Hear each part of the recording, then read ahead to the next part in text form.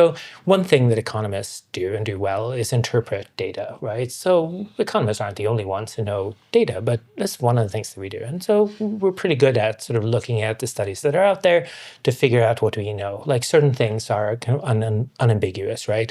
Putting a baby to sleep on its back, it reduces the chances of sudden infant death syndrome, which is horrible, right? So that's an unambiguously good thing to do. We know that from the data, right?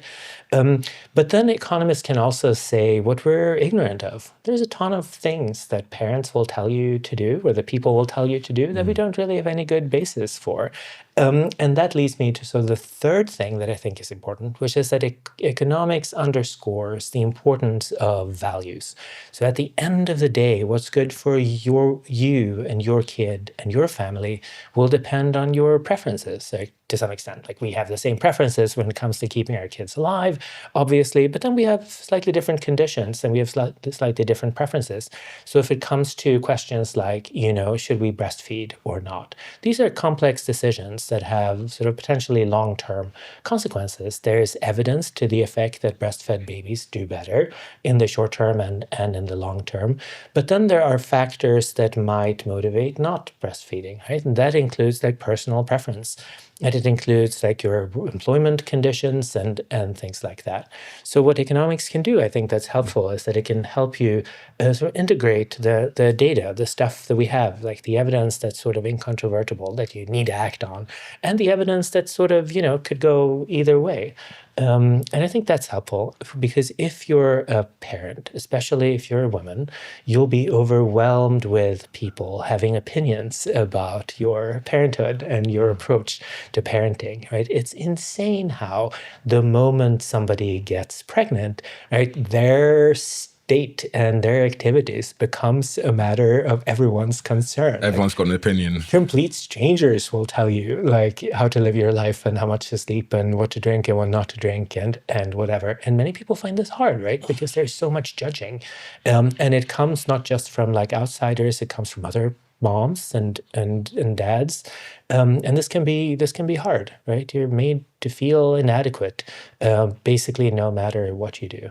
But so what the evidence can say is that like you need to provide like a certain minimum of like love and care and attention and stimulation and food and nutrition and water. Like you need to get the basics done. That stuff is not like negotiable, right? If you want your child to develop properly. But then all the other stuff, like all the toys branded like Mr. Einstein and whatever, and sold with a promise of making your child brighter, utter and complete bullshit, right? There's nothing there that's gonna, benefit your kid any more than, I don't know, playing with pine cones or something like I did as a child. And that I think can be somewhat liberating, right? Okay, maybe you can't breastfeed. Well, fine, right? Your child isn't going to be at a disadvantage. They won't be stunted in their growth as a result of this, right? Maybe you have to work. You can't be home all the time. It's fine. It's fine. Kids do just fine spending their time with a grandparent or in, kindergarten or something like that, right? There's a lot of evidence that suggests that kids will be fine. That chapter was really cool. I think what I took from it most importantly was like parents need to lighten up, because like you said, I think you said there was a bit when you and your partner read loads of different books on how to put your child to sleep. And then it says, if you don't do it this way, it's going to have these bad effects. And if you don't do it this way, and everyone's like so strong in their opinion. Like if you don't do this, there are negative consequences. Then you read one paper from an economist and it's like, they did a test to compare all the different experiments of putting your kid to sleep, and they all pretty much worked. Like it didn't really make a difference. So when you become a parent, you become instantly aware of this like background radiation of judgment. Yeah. So we read all these books on like sleep training and whatever, and so many of the books will say like you have to hold your child at all times, right? You can't put them down when they're crying. If they cry at night, you have to pick them up right away. And fine, right? Somebody genuinely thought that was true. It turns out not to be true, right? If you look at the data. But people won't just say that. They will also say that if you don't follow my advice, right? Your emotional response will be stunted. Your child's development will be limited. And this is horrifying stuff to hear if you're a new parent, especially if you're a first-time parent, right? The child comes home with you. They're as vulnerable as they will ever be, right? You have this responsibility that feels utterly overwhelming. And you have this background radiation of you're doing it wrong, you're going to hurt the kid, you're going to hurt yourself, right? It's terrifying. And so just looking at the data and seeing that there's no systematic evidence suggesting you have to do this, right? Your kid will be fine, right? If you're too frustrated, you're too tired, you can put the kid down, have a cup of coffee, walk around the room. It's fine.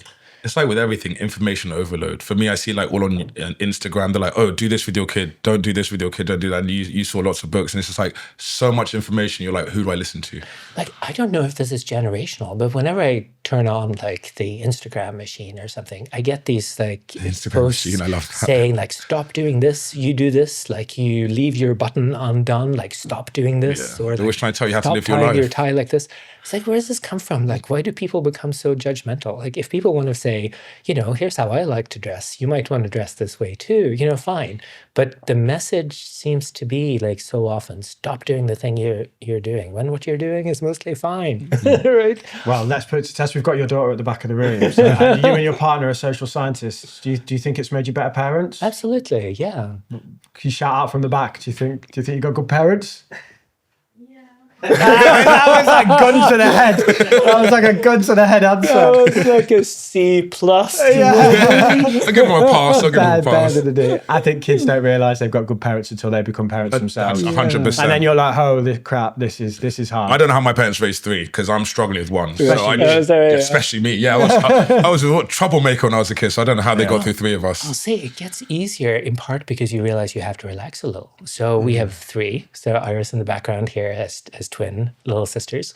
And when you have more kids, you just can't give each and every one the kind of stimulation that you used to, right? But they're fine. Turns out they're fine. This was a clip from our episode with Eric Agner. What? It was. Okay, look, this was a clip from our episode with Eric Agner. You can watch the full episode right here. He's an economist, he's amazing, he tells you all about how to get rich and fix the world and stuff like that. Just take a bunch That's it, that's the clip. We want to laugh at you because it's funny. Eric Agner.